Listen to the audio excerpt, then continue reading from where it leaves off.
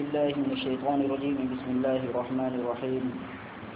الحمد لله رب العالمين الرحمن الرحيم مالك يوم الدين. إياك نعبد وإياك نستعين. اهدنا الصراط المستقيم صراط الذين أنعمت عليهم غير المغضوب عليهم ولا الضالين.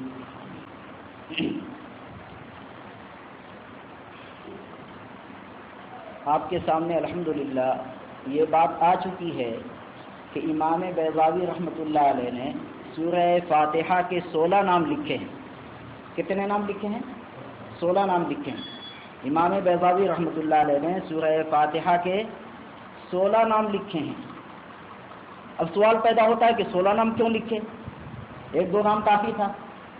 تو عربی کا ایک ضابطہ ہے، کثرت الاسماء تدل علی فضیلت المسمى. کثرت الاسماء تدل علی فضیلت المسمى، کہ ناموں کی زیادتی نام والے کی فضیلت کی دلیل ہے. ناموں کی زیادتی نام والے کی فضیلت کی دلیل ہے. جیسا کہ آپ نے کل سنا کہ ان للہ تعالی 99 اسما من احصاها دخل الجنہ، کہ اللہ تعالیٰ کی 99 نام ہیں. سنا چلا آپ لوگوں نے ماشاءاللہ. تو اتنی فضیلتیں ہیں. تو ان ناموں میں ایک نام سورہ فاتحہ کا سورۃ الصلاح بھی ہے، نماز کی سورت. نماز یعنی اس کا نام نماز رکھا گیا ہے. سورہ فاتحہ کا نام نماز رکھا گیا ہے. اب آپ کہیں گے کہ نماز کیوں رکھا گیا؟ ایک حدیث کی وجہ سے، کہ حدیث میں اس کا نام نماز ہے. صلاح، حدیث میں اس کا نام کیا ہے؟ صلاح، نماز.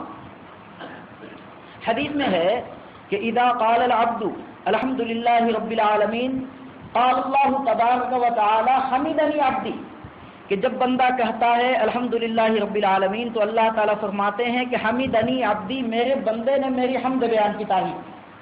اور جب کہتا ہے الرحمن الرحیم تو اللہ رب العزت فرماتے ہیں کہ اثنا علی عبدی، میرے بندے نے میری ثنا بیان کی، یعنی تعریف بیان کی. اور جب کہتا ہے بندہ مالک یوم الدین تو اللہ تعالیٰ فرماتے ہیں مجدنی عبدی، میرے بندے نے میری بزرگی بیان کی، یعنی تعریف بیان کی. اور جب کہتا ہے ایاک نعبد و ایاک نستعین تو اللہ رب العزت فرماتے ہیں قسمت الصلاۃ بینی و بین عبدی نصفین ولی عبدی ما سأل، کہ میں نے اس نماز کو یعنی فاتحہ کو میں نے 2 حصوں میں بانٹ دیا ہے، آدھا میرے لیے آدھا بندے کے لیے. آدھا میرے لیے آدھا بندے کے لیے. آدھا کا کیا مطلب؟ الحمدللہ رب العالمین الرحمن الرحیم مالک یوم الدین ایاک نعبد، یہاں تک اللہ کا حصہ ہے. کس کا حصہ ہے دوستو؟ اللہ کا حصہ ہے. یعنی اللہ تعالیٰ کی اس میں تعریف بیان کی گئی. آگے ہے وَإِيَّاكَ نَسْتَعِينُ اهْدِنَا الصِّرَاطَ الْمُسْتَقِيمَ صِرَاطَ الَّذِينَ أَنْعَمْتَ عَلَيْهِمْ غَيْرِ الْمَغْضُوبِ عَلَيْهِمْ وَلَا الضَّالِّينَ هَذَا لِعَبْدِي، یہ اللہ کے بندے کے لیے. اوپر کا اللہ کے لیے ہے، یعنی اس میں اللہ تعالیٰ کی تعریف ہے. اور اس میں بندے نے ایک درخواست کی ہے ایک چیز کی، اسی کی تفصیل ہے اس میں. تو جب بندہ یہ کہتا ہے ایاک نعبد و ایاک نستعین تو اللہ رب العزت فرماتے ہیں کہ میں نے اس نماز کو 2 حصوں میں بانٹا ہوا ہے، آدھا میرے لیے آدھا بندے کے لیے. اور جب کہتا ہے اہدنا الصراط المستقیم صراط الذین انعمت علیہم غیر المغضوب علیہم ولا الضالین، یہ 3 آیتوں کو جب پیش کرتا ہے تو اللہ رب العزت فرماتے ہیں ھذا لعبدی ولعبدی ما سأل، یہ میرے بندے کے لیے ہے اور میرے بندے نے جو مانگا اس کو میں دے کے رہوں گا. میرے بندے نے جو مانگا میں اس کو دے کے رہوں گا. اب یہی وجہ ہے کہ حضور صلی اللہ علیہ وسلم نے یہ ارشاد فرمایا کہ انما جعل الامام لیؤتم به وَإِذَا كَبَّرَ فَكَبِّرُوا وَإِذَا رَكَعَ فَارْكَعُوا وَإِذَا قَالَ غَيْرِ الْمَغْضُوبِ عَلَيْهِمْ وَلَا الضَّالِّينَ فَقُولُوا آمِينَ فَإِنَّهُ مَنْ وَافَقَ تَأْمِينُهُ تَأْمِينَ الْمَلَائِكَةِ غُفِرَ لَهُ مَا تَقَدَّمَ مِنْ ذَنبِهِ، کہ امام تو اس مقصد سے بنایا گیا ہے کہ تم امام کے پیچھے چلو، امام کی پیروی کرو. امام سے تقدم جائز نہیں ہے، امام کے پیچھے چلو. امام اس مقصد سے بنایا گیا ہے امام پہلے سجدہ کرے، امام سے پہلے سجدے میں جانے کی کوشش نہ کرنا. حدیث میں موجود ہے کہ الا یخشى احدکم ان یرفع رأسه قبل رأس الامام ان یجعل رأسه راس حمار، کیا تم میں سے کسی کو اس بات کا ڈر نہیں ہے کہ امام کے سجدے سے سر اٹھانے سے پہلے وہ اپنا سر اٹھا لے تو وہ ڈرتا نہیں کہ اللہ اس کے سر کو گدھے کی طرح بنا دے، اللہ اس کے سر کو گدھے کی طرح بنا دے، اس بات سے وہ ڈرتا نہیں ہے۔ اس کے ضمن میں مشکات المصابیح کتاب ہے حدیث کی، عربی میں بہت ہی ضخیم کتاب ہے، جس سال عالمیت کی تکمیل ہوتی ہے اس کو موقوف علیہ کا سال بولتے ہیں، اس کے بعد پھر فاضل بنتا ہے، ایک سال کے لیے فضیلت ہوتی ہے، تو عالم ہونے کے آخری سال میں وہ کتاب داخل نصاب ہے۔ مشکات المصابیح سننا اس کا نام ہے، شارٹ کٹ میں اس کو مشکات المصابیح کہتے ہیں، اور بھی زیادہ شارٹ کٹ کرتے ہیں، مختصر کرتے ہیں تو مشکات بول دیتے ہیں۔ تو اس کتاب کے حاشیے میں عربی زبان میں ایک واقعہ لکھا ہوا ہے، وہ آپ لوگوں کو میں سنا دوں کہ ایک محدث تھے، اور عجیب و غریب واقعہ، ہو سکتا ہے کہ شاید اس سے پہلے شاید کبھی سنا ہو یا نہ سنا ہو، کہ ایک محدث تھے، وہ اپنے چہرے پہ نقاب ڈال کر کے آتے تھے، حالانکہ نقاب اور حجاب کا اور برقعے اور پردے کا تعلق اور مرد سے نہیں ہے بلکہ عورت سے ہے، جیسا کہ سورہ احزاب میں موجود ہے، یا ایھا النبی قل لازواجک وبناتک ونساء المؤمنین یدنین علیہن من جلابیبہن، یعنی عورتوں کو حکم دیجیے کہ باپردہ رہیں، نقاب کے ساتھ رہیں، حجاب کے ساتھ رہیں۔ تو وہ چہرے پہ نقاب ڈال کے آیا کرتے تھے، اور ظاہر سی بات ہے شاگردوں کے دل میں استاد کی محبت ہوتی ہے، جیسا کہ حدیث میں موجود ہے، ابو کا ثلاثۃ، تیرا 3 باپ ہے، من ولدک ومن زوجک ومن علمک، جسے تو پیدا ہوا یعنی اپنا اصلی باپ، اور اس کے بعد جو ہے نا جس نے اپنی بیٹی تیرے نکاح میں دیا یعنی تیرا سسر، اور پھر جو ہے ومن علمک، اور تیرا تجھے علم دین سکھانے والا بھی تیرا باپ ہے، وخیر الآباء من علمک، اور ان باپوں میں سب سے بہتر باپ وہ ہے جو تجھے دین کا علم سکھاوے۔ تو یہ حدیث میں موجود ہے، استاد کے شاگرد کے دل میں استاد کی محبت ہوتی ہے، اور محبت ہوتی ہے تو محبوب کے چہرے کو ہر ایک محب محبت کرنے والا دیکھنا چاہتا ہے یا نہیں چاہتا؟ تو شاگردوں نے کہا کہ حضرت آپ اتنے اونچے درجے کے محدث، لیکن آپ اپنے چہرے پہ نقاب ڈال کے آتے ہیں، کاش کبھی آپ اپنے چہرے سے حجاب اٹھا دیتے، مجھی میں رہ کر مجھی سے پردہ داری ہے یا تماشا، تباہ کرنا اگر مجھے ہے، تباہ کرنا اگر مجھے ہے، اٹھا نقاب اور تباہ کر دے، نظر کی جو لانیاں نہ پوچھو کہ حقیقت میں وہ نظر ہے کہ اٹھے تو بجلی پناہ مانگے، جھکے تو دنیا تباہ کر دے۔ آپ چہرے سے نقاب اٹھاتے، جب طلباء نے بار بار کہا تو انہوں نے بہت ہی افسوس کے ساتھ آنکھوں میں آنسو جاری ہو گئے، ایک آہ کھینچی اور کہا کہ عزیزو، میرے عزیز شاگردو، میں تمہیں پہلے ایک نصیحت کرتا ہوں، اس کے بعد میں چہرے سے نقاب اٹھاؤں گا۔ ایک نصیحت کرتا ہوں، وہ نصیحت یہ ہے کہ خدا کے واسطے کبھی بھی اللہ اور اس کے رسول کی باتوں کو آزمانے کی کوشش مت کرنا، خدا کے واسطے کبھی اللہ اور اس کے رسول کی باتوں کو آزمانے کی کوشش مت کرنا۔ کیوں؟ وجہ اس کی یہ ہے کہ حدیث میں آیا ہے کہ کیا کوئی ڈرتا نہیں ہے اس بات سے کہ امام کے سجدے سے سر اٹھانے سے پہلے اپنا سر اٹھائے اور اللہ اس کے سر کو گدھے کا سر بنا دے، اور یہ کہہ کے اپنے چہرے سے نقاب اٹھا دیا، دیکھا تو محدث کا سر اور چہرہ گدھے کا ہو چکا۔ کہا کہ میں نے بھی تو آزمانے ہی کے لیے ایسا کیا تھا کہ دیکھوں ایسا ہوتا ہے یا نہیں ہوتا ہے۔ اللہ ہم سب کی حفاظت فرمائے۔ بن دیکھے تجھے ہم نے خدا مان لیا ہے، ایک دیکھنے والے کا کہاں مان لیا ہے۔ تو حدیث میں آتا ہے کہ انما جعل الامام لیؤتم بہ، کہ امام تو اس لیے بنایا گیا ہے کہ تم اس کے پیچھے چلو۔ واذا کبر فکبروا، جب وہ تکبیر کہے تو تم تکبیر کہو۔ واذا رکع فرکعوا، جب وہ رکوع میں جاوے تو تم رکوع میں جاؤ، اور جب کہے غیر المغضوب علیہم ولا الضالین تو تم آمین کہو۔ کیوں؟ فإنه من وافق تامینہ تامین الملائکہ غفر له ما تقدم من ذنبہ، کیوں؟ اس لیے کہ فرشتے بھی اس وقت آمین کہتے ہیں، اور جس کا آمین فرشتوں کے آمین سے میل کھا جاوے تو اللہ اس کی مغفرت فرما دیتے ہیں، اللہ اس کی مغفرت فرما دیتے ہیں۔ حضرت محمد بن سماع رحمۃ اللہ علیہ کی نماز جماعت برسہ برس سے نہیں چھوٹی تھی. ایک دن کسی مجبوری کی وجہ سے غالباً کسی جنازے میں حاضر تھے, ان کی جماعت چھوٹ گئی. اتنا غم زدہ ہوئے کہ اس غم کی وجہ سے انہوں نے 27 نمازیں ادا کی. کتنی؟ 27 نمازیں, 20 پہ 7, 27 نمازیں ادا کی. جب سوئے ہیں تو خواب میں دیکھتے ہیں کہ محمد بن سماعہ سب کچھ ہے, مگر فرشتوں والا آمین کہاں سے لاؤ گے؟ فرشتوں والا آمین کہاں سے لاؤ گے؟ تو میرے دوستو, جماعت کو ہم ہلکی نہ سمجھیں, کیونکہ ان کے صدقے میں ہماری نماز قبول ہوگی, ورنہ ہماری حیثیت کیا ہے؟ تو جب بندہ یہ کہتا ہے غیر المغضوب علیہم ولا الضالین, یہاں تک جب پہنچتا ہے اہدنا الصراط المستقیم صراط الذین انعمت علیہم غیر المغضوب علیہم ولا الضالین, تو اللہ پاک فرماتے ہیں ھذا لعبدی ولعبدی ما سأل, یہ میرے بندے کے لیے ہے اور میرا بندہ جو مانگتا ہے میں اس کو دے کے رہوں گا. میرا بندہ جو مانگتا ہے میں اس کو دے کے رہوں گا. حیدرآباد میں زمانہ ماضی میں ایک بزرگ تھے. جب یہ حدیث ان کے پاس آئی تو انہوں نے اپنی نماز کی عملی مشق شروع کر دی.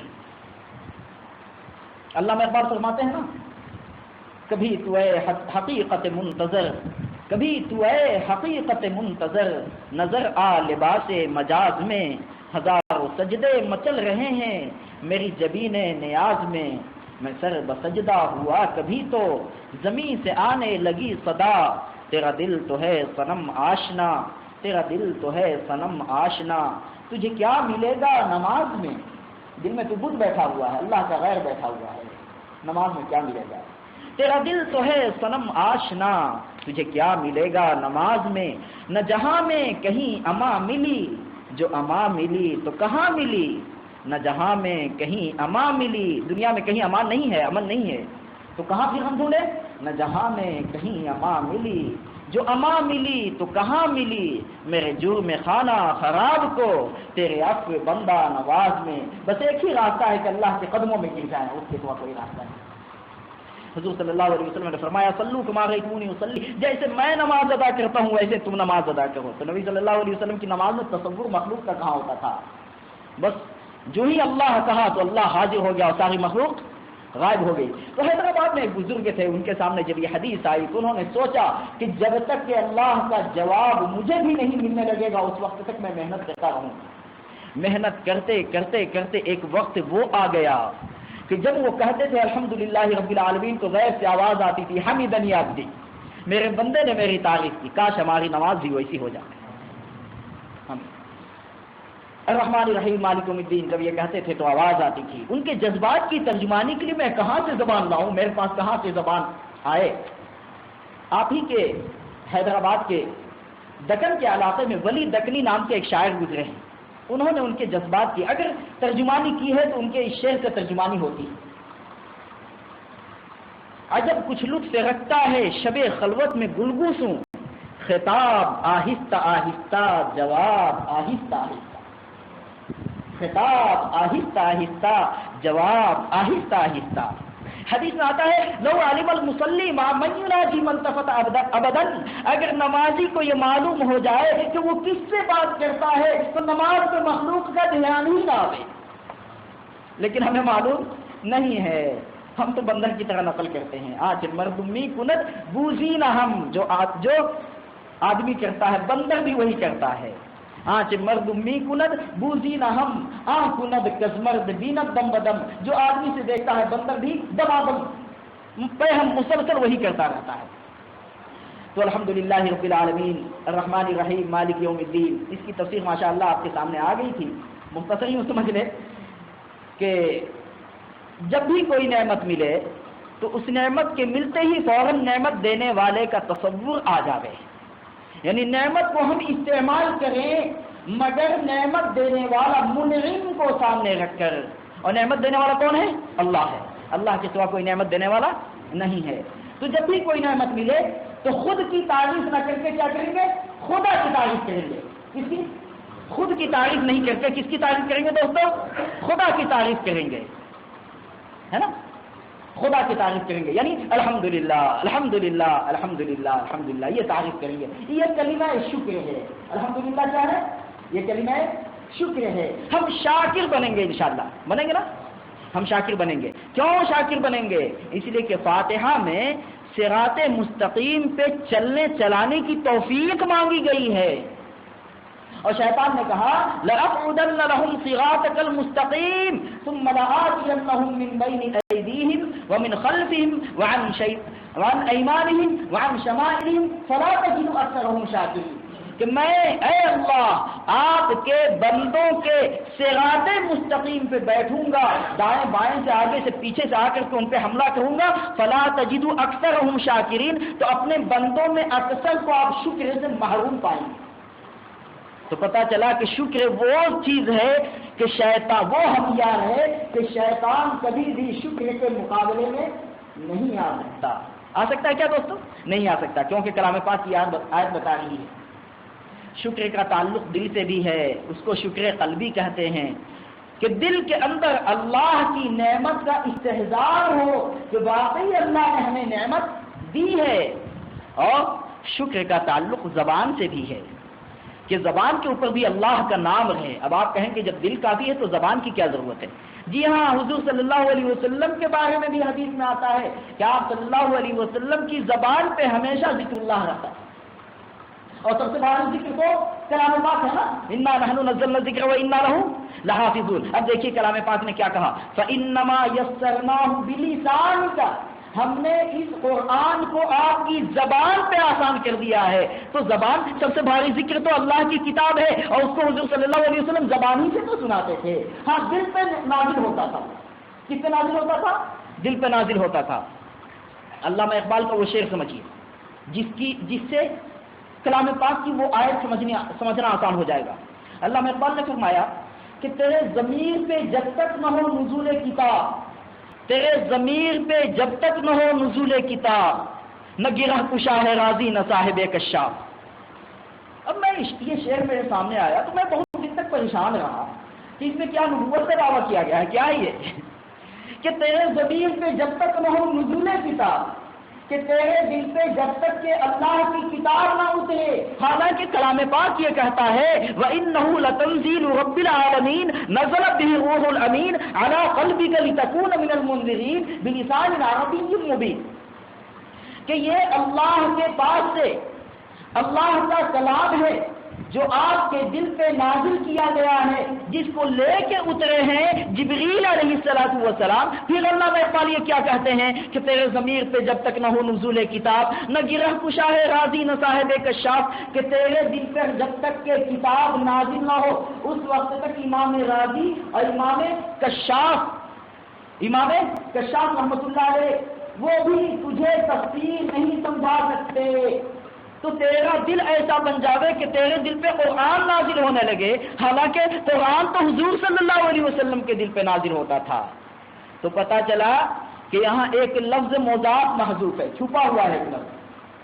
تیرے ضمیر پہ جب تک نہ ہو نزول کتاب، یعنی نزول معانی کتاب، معانی کا لفظ چھپا ہوا ہے، یعنی تیرا دل جب تک اتنا پاک نہیں بن جائے گا کہ اللہ کی آیتوں کا مطلب ایٹومیٹک طریقے سے بغیر کسی کے بتلائے علم لدنی کے طور پہ تیرے دل پہ جب تک نہ نازل ہونے لگے، دنیا کا کوئی مفسر تجھے ہدایت دلا نہیں سکتا۔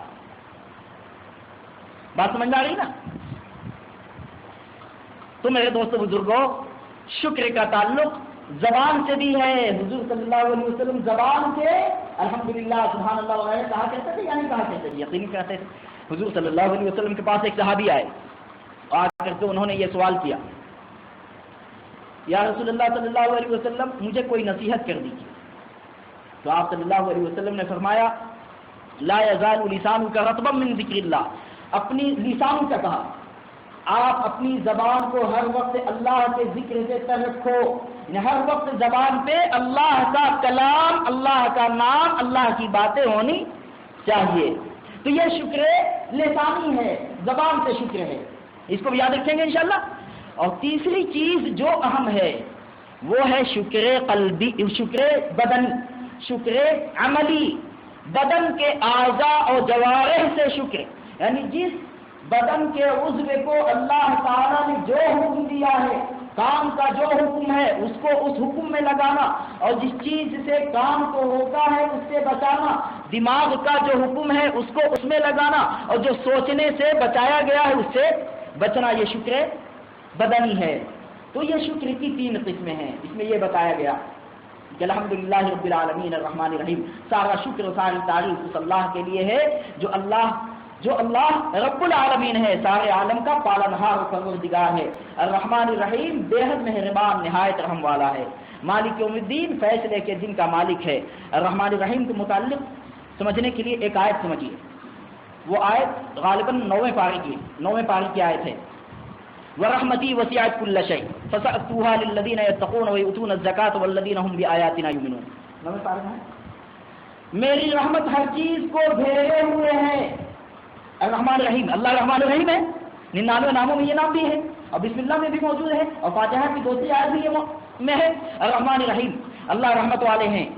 اللہ تعالیٰ نے فرمایا وَرَحْمَتِي وَسِعَتْ كُلَّ شَيْءٍ، میری رحمت ہر چیز کو گھیرے ہوئے ہے۔ حضرت سہل بن عبداللہ تستری رحمۃ اللہ علیہ کی ملاقات ایک مرتبہ شیطان سے ہو گئی۔ کس سے ہوئی؟ شیطان سے ہوئی۔ تو شیطان نے کہا کہ سہل بن عبداللہ، تو بہت بھاری عالم بنتا ہے نا، تجھ سے میں ایک سوال کرتا ہوں، تو بہت بھاری عالم بنتا ہے، تجھ سے میں ایک سوال کرتا ہوں۔ کہا کہ یہ بتاؤ کہ میں شے ہوں یا لا شے؟ کیا کہا؟ شے ہوں یا لا شے، یعنی میں چیز ہوں یا لا چیز، یعنی کوئی میری ہستی ہے یا نہیں، کوئی حیثیت ہے یا نہیں، یا بالکل نہیں ہوں میں، ہست ہاں ہوں یا نہیں، یعنی کوئی وجود ہے یا نہیں میرا، شے ہوں یا لا شے؟ تو کہا کہ تم شے ہو، لا شے کون کہتا ہے؟ کہا کہ شے، کہا کہ اچھا اتنا مان لیا کہ میں شے ہوں۔ کہا کہ اچھا، اب کلام پاک میں آتا ہے وَرَحْمَتِي وَسِعَتْ كُلَّ شَيْءٍ، میری رحمت ہر چیز کو گھیرے ہوئے ہے، ہر شے کو گھیرے ہوئے ہے۔ تو یہ بتاؤ کہ یا تو اس آیت کا انکار کرو یا تو مجھے رحمت میں داخل کرو۔ کیا کہا شیطان نے؟ اس کا علم دیکھیے کیا کہا، یا تو اس آیت کا انکار کرو یا کہو کہ میں بھی رحمت میں داخل ہوں۔ پھر کلام پاک میں یہ کیوں کہا گیا وَإِنَّ عَلَيْكَ لَعْنَتِي إِلَىٰ يَوْمِ الدِّينِ، رحمت کے بجائے لعنت ہے، میری لعنت ہے تیرے اوپر قیامت کے دن تک۔ یا تو کلام پاک سے اس آیت کو نکالو یا مجھے رحمت میں داخل کرو۔ اب بیچارے پریشان سر کھجلانے لگے کہ جواب کیا دیں اس کا۔ تو دل میں بات آئی کہ اگلی آیت پیش کر دو، فَسَأَكْتُبُهَا لِلَّذِينَ يَتَّقُونَ وَيُؤْتُونَ الزَّكَاةَ وَالَّذِينَ هُمْ بِآيَاتِنَا يُؤْمِنُونَ، میں اپنی رحمت کو خاص کر لوں گا ان لوگوں کے لیے جو گناہ سے بچتے ہیں اور زکوٰۃ کو دیتے ہیں اور ہماری آیتوں پہ ایمان رکھتے ہیں۔ کہا کہ دیکھو آگے آیت موجود ہے کہ یہ رحمت ان لوگوں کے لیے ہے جو گناہوں سے بچتے ہیں، جو زکوٰۃ دیتے ہیں، جو اللہ کی آیتوں کو مانتے ہیں۔ نہ تو گناہ سے بچتا ہے بلکہ ساری دنیا کو گناہگار بنانے میں لگا ہوا ہے تو، ہاں، اور نہ تو زکوٰۃ دیتا ہے، ساری دنیا کو زکوٰۃ سے روکتا ہے تو۔ اللہ کی آیتوں کا سب سے بھاری منکر اور سب سے پہلا منکر تو ہی ہے۔ ابا واستکبر وکان من الکافرین۔ تو کہا کہ اچھا یہ جواب ہے۔ فوراً پلٹ کر کے سوال کیا سہل بن عبداللہ سے، یہ بتاؤ اللہ کی رحمت عام ہے یا خاص ہے؟ کہا کہ عام ہے، تو تم نے خاص کیسے کہہ دیا؟ تم نے خاص کیسے کہہ دیا؟ تو پھر اللہ سے مخلوق میں کیا فرق ہے؟ کہا کہ تم نے خاص کیسے کہہ دیا؟ اب بیچارے بہت پریشان 2-3 منٹ تک کوئی جواب نہیں سمجھ میں آیا تو ابلیس جو ہے شیطان ہنستے ہوئے کہا یا لیتک سکتا، یا لیتک سکتا، اے عبداللہ تو چپ رہتا تو بہتر ہوتا تاکہ کہیں جہالت ظاہر نہ ہوتی، تو خواہ لوگوں میں عالم بنا ہوا ہے، پتہ چلا کہ تو جاہل ہے، اور ہنستا ہوا شیطان وہاں سے چلا گیا۔ اب آپ اندازہ لگائیں اس کی بدماشی کا، اس کی وسعت علمی کا۔ اسی لیے اللہ ہم لوگوں کو علم کے ساتھ عمل کی توفیق عطا فرمائے۔ تو علامہ نور شاہ کشمیری رحمۃ اللہ علیہ حیرت سے کہتے ہیں کہ سہل بن عبداللہ خاموش کیسے ہو گئے؟ علامہ کشمیری کیا فرماتے تھے کہ سہل بن عبداللہ خاموش کیسے ہو گئے ابلیس کا سوال سن کر کے؟ بھائی اللہ تعالیٰ نے وَرَحْمَتِي وَسِعَتْ كُلَّ شَيْءٍ میں اپنی رحمت کی وسعت کو بیان کیا ہے۔ اس کو مثال سے سمجھو۔ ایک آدمی نے 50 آدمیوں کو دیکھا کہ بیچارے کے پاس مکان نہیں ہے، ایک بلڈنگ بنائی، ایک مکان بنایا، بہت کشادہ، 50 آدمی اس میں آ سکتے ہیں۔ اس کے بعد اعلان کر دیا کہ بھائی جتنے لوگ ہو سب کے سب اس میں آ جاؤ تاکہ سردی گرمی سے بارش سے تمہاری حفاظت ہو جائے۔ لیکن ایک اس میں جو ہے نا انتہائی فسادی اور بدماش قسم کا تھا، اس نے کہا میں نہیں آتا، تو زبردستی مالک کے مکان اس کو گھر میں نہیں آتا، مکان کے نہیں لائے گا وہ۔ مالک کے مکان نے جو مکان بنایا ہے اس میں 50 آدمیوں کی کمائی ہے، 50 آدمیوں کی گنجائش ہے، مگر وہ ایسا بدتمیز نکلا کہ اس مکان پہ آنے کو تیار نہیں ہے. کہا کہ اللہ تعالیٰ نے بھی اسی طرح اپنی رحمت کو عام کر دیا ہے، مگر ابلیس ایسا بدتمیز نکلا کہ وہ اس میں آنے کو تیار نہیں ہے. حالانکہ اللہ نے کہا اسجدو سجدہ کر، لیکن تیار نہیں ہوا. تو اس میں غلطی اللہ کی نہیں ہے، بلکہ بدمعاشی کی ہے، ابلیس کی ہے. رحمانی رحیم کا مطلب یہ ہے دوستو کہ اللہ کی رحمت کے بغیر دو چیزوں سے کوئی نہیں بچ سکتا. یاد رکھیں گے انشاءاللہ اس کو. اللہ کی رحمت کے بغیر دو چیزوں سے کوئی بچ نہیں سکتا. ایک ہے مصیبت اور دوسری چیز ہے معصیت یعنی گناہ اور مصیبت اور معصیت سے دنیا کی تو کوئی طاقت نہیں بچ سکتی جب تک کہ اللہ تعالیٰ کی رحمت شامل حال نہ ہو جاوے. اس کی طرح سورہ یوسف انشاءاللہ کل سنیں گے آپ لوگ تراویح میں. سورہ یوسف میں موجود ہے وَلَقَدْ هَمَّتْ بِهِ وَهَمَّ بِهَا لَوْلَا أَن رَأَىٰ بُرْهَانَ رَبِّهِ كَذَٰلِكَ لِنَصْرِفَ عَنْهُ السُّوءَ وَالْفَحْشَاءَ إِنَّهُ كَانَ مِنْ عِبَادِنَا الْمُخْلَصِينَ. کہ یوسف نے بھی امرأۃ العزیز نے بھی گناہ کا ارادہ کر لیا اور یوسف بھی گناہ کا ارادہ کر لیتے اگر اللہ کے برہان کو نہ دیکھتے. اللہ کے برہان کی تفسیر کہاں ہے؟ آپ لوگوں کو تفسیر کا ایک اصول میں نے بتایا ہے اللہ کی توفیق سے، وہ یہ کہ القرآن یفسر بعضہ بعضا، قرآن کی ایک آیت دوسری آیت کی تفسیر بیان کرتی ہے. تو اس آیت کی تفسیر کہاں ہے؟ اس آیت کی تفسیر 13واں پارہ کی پہلی آیت ہے. اس آیت کی تفسیر وما ابرئ نفسی ان النفس لامارۃ بالسوء الا ما رحم ربی انہ غفور رحیم. کہ میں اپنے نفس کو دودھ کا دھلا ہوا نہیں سمجھتا. ارے نفس تو بدماش ہے ہی، یہ تو گناہوں کی برائی کی تلقین کرتا رہتا ہے. الا ما رحم ربی، مگر جس سے میرے رب کی رحمت ہو جاوے. اللہ فرماتے ہیں لولا رأى برہان ربی، اگر یوسف اپنے رب کے برہان کو نہ دیکھتے تو گناہ سے نہیں بچ پاتے، مگر گناہ سے تنہائی میں کیوں بچ گئے؟ اس لیے کہ اللہ کے برہان یعنی اللہ کی رحمت کو دیکھا. اس لیے ہم سب اللہ کی رحمت کے محتاج ہیں یا نہیں؟ پتا چلا کہ اللہ رب ہے تو ہم لوگ کیا بنے؟ مربوب، پالنے والا کون ہے؟ اللہ. تو ہم پالتے ہیں اور جو پالتا ہے اسے مانتے نہیں. بدماشی دیکھیے، ہم پلتے ہیں، پلنے والے ہیں. ہماری صفت پالنے کی نہیں ہے، پلنے کی ہے. اور پلنا عیب ہے اور پالنا خوبی ہے. پتا چلا کہ ہم میں عیب ہے، اللہ عیب سے پاک ہے. الرحمن الرحیم، ہم مرحوم ہیں اور ہم کہنے والا کون ہے؟ رحیم کون ہے؟ اللہ ہے. رحیم کون ہے؟ اللہ ہے. ہم مرحوم ہیں یعنی رحمت کے محتاج ہیں. تو اللہ کی رحمت کے بغیر نہ ہم مصیبت سے بچ سکتے ہیں، نہ معصیت سے، گناہ سے بھی ہم بچ نہیں سکتے. مالک یوم الدین، ٹھیک ہے سب کچھ صحیح، اللہ نے نعمتیں دی، اللہ نے رحم کیا، مگر آخرت کا بھی کوئی مسئلہ ہے یا نہیں ہے؟ تو آخرت میں جتنی نعمتیں اللہ نے دنیا میں دی ہیں ثم لتسألن یومئذ عن النعیم، قیامت کے دن اللہ علم والوں سے علم کا سوال کریں گے، مال والوں سے مال کا سوال کریں گے، مرتبہ والوں سے مرتبہ کا سوال کریں گے، وجاہت والوں سے وجاہت کا سوال کریں گے، طاقت والوں سے طاقت کا سوال کریں گے. ثم لتسألن یومئذ عن النعیم، پھر ضرور بھی ضرور تم سے سوال کیا جائے گا ایک ایک نعمت کے بارے میں. جیسا کہ حدیث میں موجود ہے لا تزول قدم عبد یوم القیامہ حتی تسأل عن خمس، قیامت کے دن بندے کا قدم میدان قیامت سے، حساب کتاب کے میدان سے نہیں ہٹے گا جب تک کہ 5 چیزوں کے بارے میں سوال نہ کر لیا جائے. عن عمرہ فیما افنیٰ، تو اس کی پوری زندگی کے متعلق کہ کس کس چیز میں اس نے زندگی کو فنا کیا ہے. وعن شبابہ فیما ابلاغ، اس کی جوانی کے متعلق کہ کس کس چیز میں اس نے جوانی صرف کی ہے. وعن مالہ من این اکتسبہ، مال کے بارے میں سوال کیا جائے گا کہ کہاں سے اس نے کمایا. وفیما انفقہ، اور یہ بھی سوال کیا جائے گا کہ کہاں اس نے لگایا. وعن علمہ بماذا عمل فیہ، اور علم کے بارے میں بھی سوال کیا جائے گا کہ اس نے علم پہ کتنا عمل کیا. یہ ہے تو جب اللہ رب العالمین ہے، رحمان ہے، رحیم ہے، مالک یوم الدین ہے، تو نتیجہ کیا نکلے گا؟ جب اللہ ایسا ہے تو نتیجہ کیا نکلے گا؟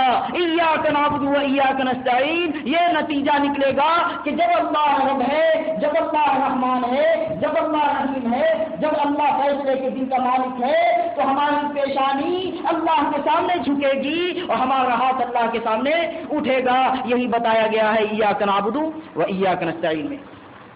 بات سمجھ آ رہی ہے؟ ایٹومیٹک طریقے سے یہ آیت آ جائے گی سامنے، ایاک نعبد و ایاک نستعین۔ کیوں؟ جب اللہ ایسا ہے تو عبادت اسی کا حق ہے اور مدد کا مانگا جانا اسی کا حق ہے۔ معبود وہی ہے اور مستعان وہی ہے۔ اس کی مثال، اب آپ کہیں گے کہ اچانک کیسے ایٹومیٹک طریقے سے ایاک نعبد و ایاک نستعین کیسے آ گیا؟ کیسے طبیعت نے فوراً کہہ دیا کہ جب اللہ ایسا ہے تو فوراً ایسا؟ تو میں نے ابھی بتایا آپ لوگوں کو کہ کلام پاک کی ایک آیت کی تفسیر دوسری آیت کہتی ہے، القرآن یفسر بعضہ بعضا، سورہ مومنون کی آیت سمجھیے۔ وَلَقَدْ خَلَقْنَا الْإِنسَانَ مِنْ سُلَالَةٍ مِّن طِينٍ ثُمَّ جَعَلْنَاهُ نُطْفَةً فِي قَرَارٍ مَّكِينٍ ثُمَّ خَلَقْنَا النُّطْفَةَ عَلَقَةً فَخَلَقْنَا الْعَلَقَةَ مُضْغَةً فَخَلَقْنَا الْمُضْغَةَ عِظَامًا فَكَسَوْنَا الْعِظَامَ لَحْمًا ثُمَّ أَنشَأْنَاهُ خَلْقًا آخَرَ۔ اس میں اللہ تعالیٰ نے یہ بیان کیا ہے کہ انسان کو ہم نے کیسے کیسے کیسے کیسے پیدا کیا۔ کیا بیان کیا ہے؟ کہ انسان کو ہم نے کیسے کیسے کیسے کیسے کیسے کیسے کیسے پیدا کیا۔ بات سمجھ آ رہی ہے؟ اس آیت کا ترجمہ میں کر رہا ہوں، آپ لوگ کو تعجب ہوگا ایسا بھی ترجمہ ہوتا ہے؟ ہاں، کہ اللہ تعالیٰ نے ان آیتوں میں کیا بیان کیا ہے کہ ہم نے انسان کو کیسے کیسے کیسے کیسے کیسے کیسے پیدا کیا۔ ہاں، اب اس کا ترجمہ دیکھ لیجیے گا، آپ لوگ تو سمجھ میں بات آ جائے گی۔ یعنی مطلب یہ ہے کہ پہلے پہلے پہلے پہلے اس طریقے سے، اس کے بعد اس کے بعد اس کے بعد اس کے بعد اس کے بعد پھر آخر میں جب حضور صلی اللہ علیہ وسلم نے یہ آیت لکھوائی صحابہ کرام سے اور ایک صحابی لکھ رہے تھے، تو اچانک حضور صلی اللہ علیہ وسلم کے بتائے بغیر ان کی زبان پہ آیا فتبارک اللہ احسن الخالقین، آیت مکمل کر دی۔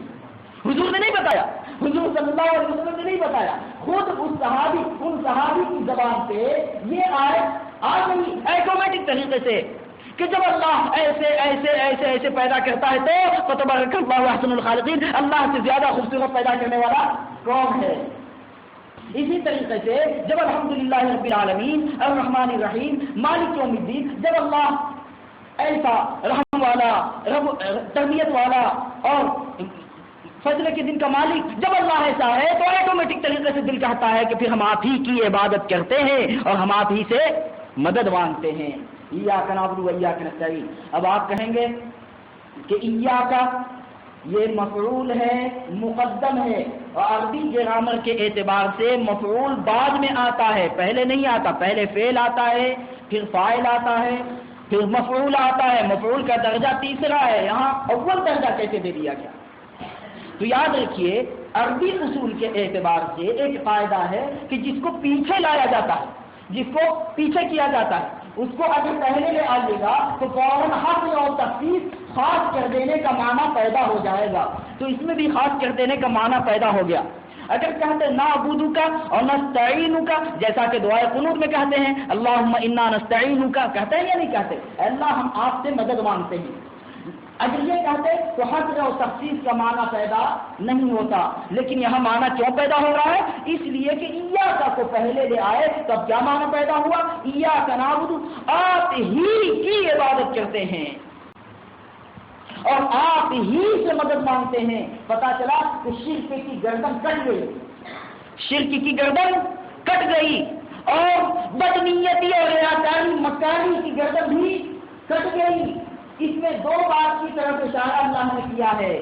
ایک تو یہ کہ عبادت میں اللہ کے ساتھ کسی کو شریک نہ کرنا۔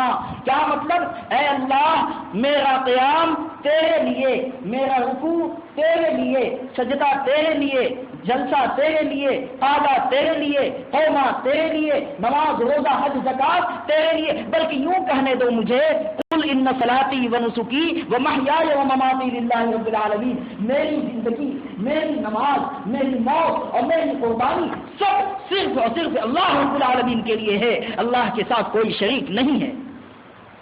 توحید تو یہ ہے کہ خدا حشر میں کہہ دے یہ بندہ جو عالم سے خفا میرے لیے ہے۔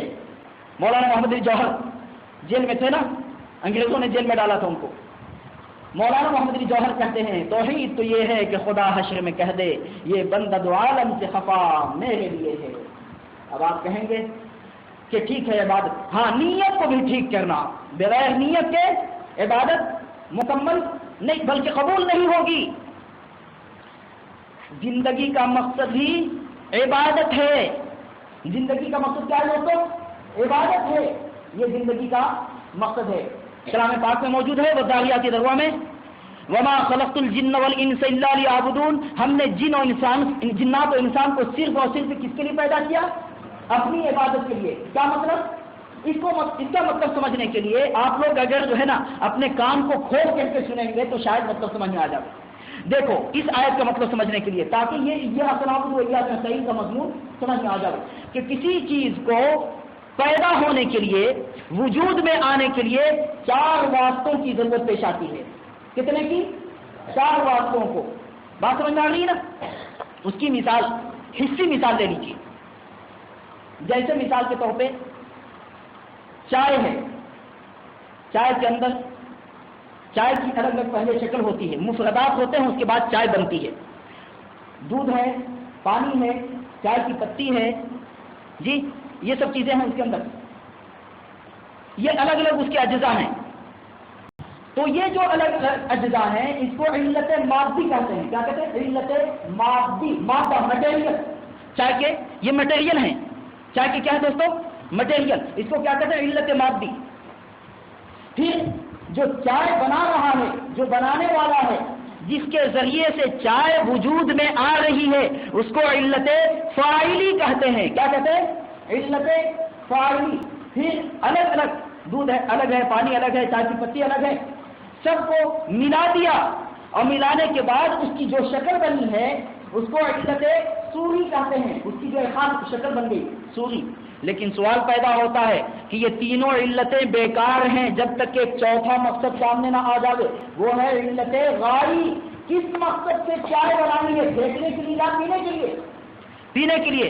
اگر پینا نہ پایا جاوے تو چائے کا بنانا نہ بنانا دونوں برابر ہو جاوے۔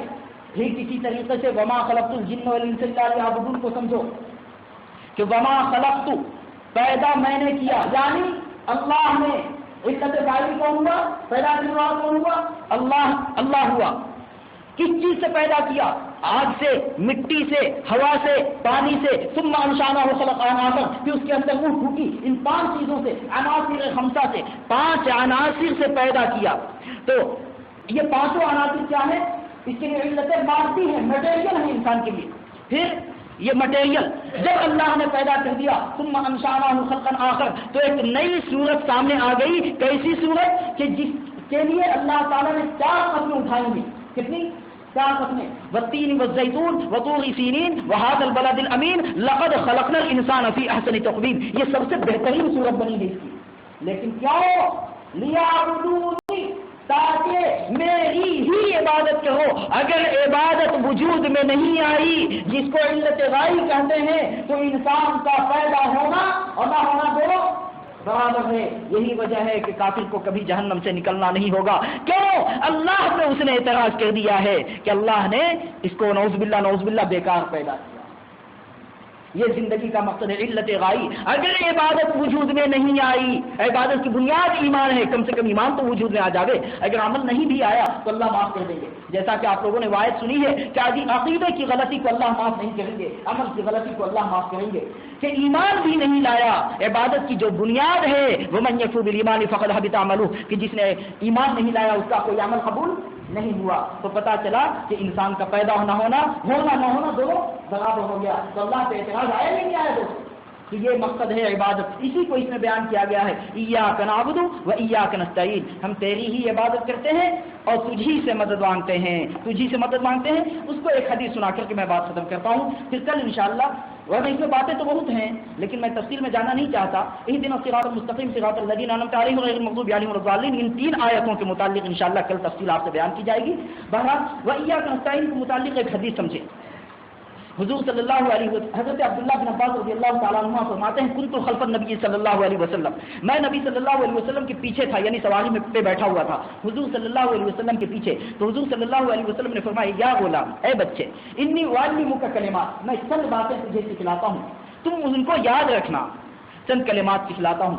حضور صلی اللہ علیہ وسلم نے فرمایا احفظ اللہ یحفظک، تو اللہ کو یاد کر اللہ تجھے یاد کرے.